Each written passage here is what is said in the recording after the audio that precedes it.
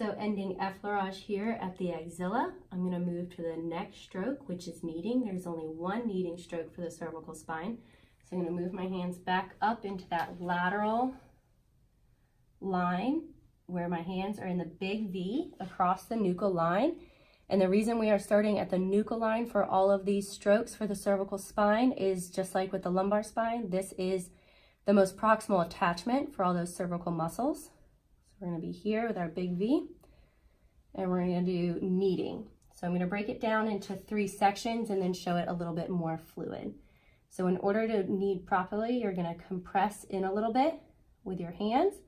You're going to supinate a little bit, and then you're going to lift up towards the patient's head. So I'll do it a few times.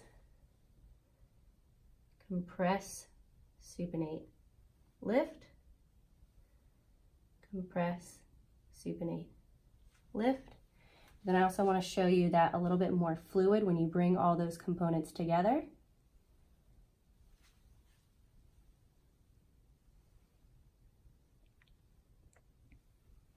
Notice I'm not sliding up the skin on his neck. I've got enough compression that I've moved those tissues. I didn't slide my hand. I'm going to keep going. I'm on the lateral line here, so I should be contacting the lateral aspect of his neck. And then when I've run out of neck and I'm on the back, I'm going to start my kneading circles, very similar to how I did them for the lumbar spine. I'm going to work my way around the scapula. So I traced the superior border, the lateral border, and now I'm going to trace that medial border.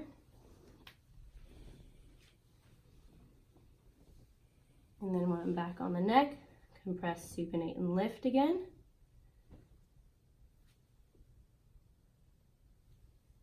And that lift really comes from a weight shift at the end. Back up to the nuchal line.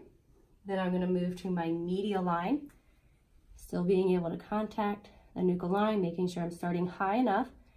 I'm in my little V. My hands are overlapped here. They're nice and relaxed.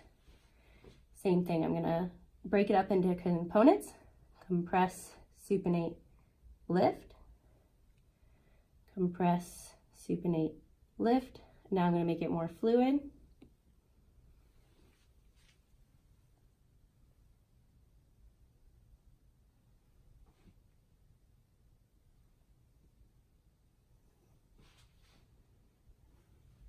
And then when I'm on the upper back, I'm going to perform my circles just down in between the scapula. So you're along the medial border of the scapula, in between the scapula and spine.